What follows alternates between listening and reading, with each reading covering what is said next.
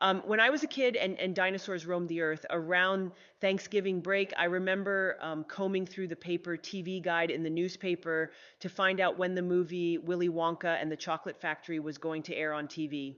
Yes, children, there was a time when all the programming on TV could fit into a printed schedule, and movies and TV shows weren't on demand 24/7, 365. Therefore, if you missed an iconic movie like Willy Wonka, Frosty the Snowman, or Rudolph the Red-Nosed Reindeer, you had to wait an entire year before getting another chance to watch it. For quite some time, I've wanted to use Willy Wonka and his magical, mysterious factory run by Oompa Loompas as a theme for boot camp. After all, Wonka has it all. You've got a mysterious wizard of his craft, Wonka, running the most successful candy factory in the world, operated by a team of loyal, hardworking creatures who work tirelessly to produce 10x the result of others, and the opportunity for a select few to win a golden ticket to see how the magic is made, all while providing life lessons in how to be a successful, productive person. Oh, and there's chocolate. Let's not forget that.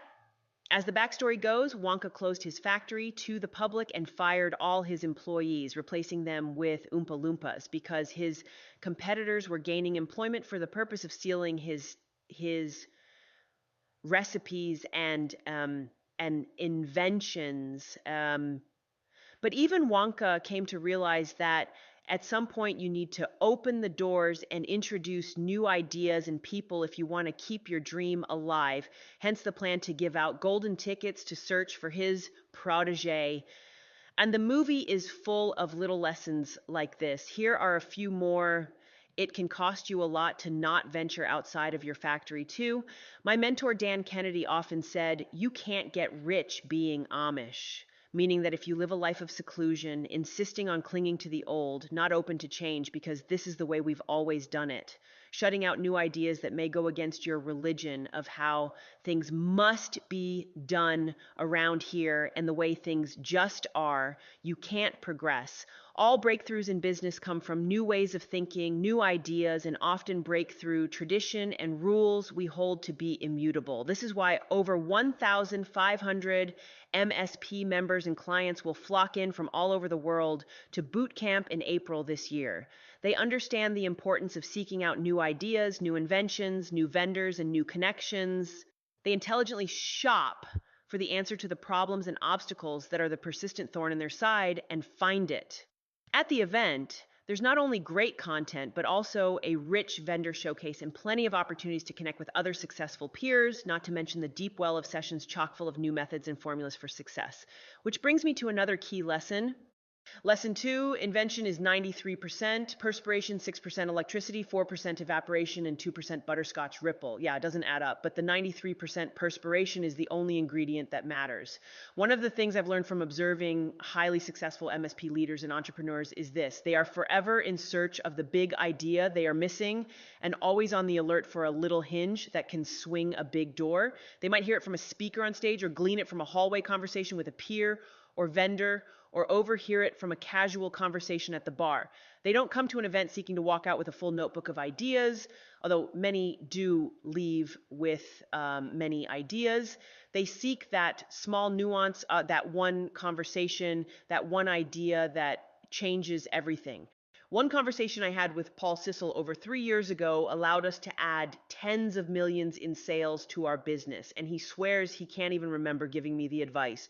One recommendation from another colleague of mine at an event I was attending is going to add nearly 5% net profits to my business this year and next. One person I met a few years back at another event helped me to make a connection that would later turn into a highly strategic partnership. Point is, none of these were a specific campaign, but they would not have happened if I wasn't out there networking, talking to people, and connecting with others at events. Also, not to be overlooked, many who attend and have been struggling to implement or get it will suddenly have the light bulb go on in a blinding flash of clarity about what to do and how to move forward. They'll finally discover what they've not been doing right, what major mistake they didn't see that is holding them back, and know exactly what to do to unleash speed of accomplishment like they've never had before. And a few really hardcore, dedicated, ambitious types will stay up until the wee hours of the morning, reinventing their entire business plan and approach, going home with a fresh new perspective and reinvigorated to accomplish it. I recall at one event years ago sitting with the owner of a small MSP member generating just under a million in sales. We sat in the bar lobby late into the evening, going over marketing, sales, and business growth.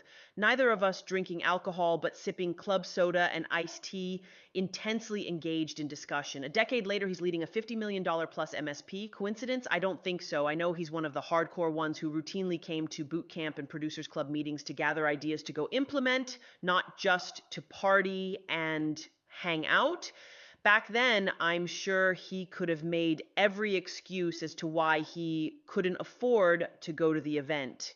He was still leading the technical team. He still lacked a sales and marketing department to help implement the ideas.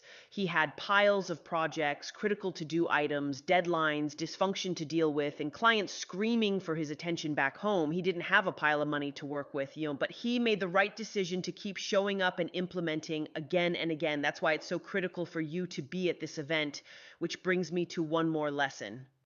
Lesson 3. So much of what we need and the answers we're seeking to our toughest challenges is right before our eyes. So why don't we see it? Good question, and there are many reasons. Sometimes we don't want to accept the antidote to what ails us. People are now stampeding to buy injections to lose weight, ignoring all the health risks associated with it. Why? Because the answer of diet and exercise is not one they want to accept. They know they cannot lose weight that way.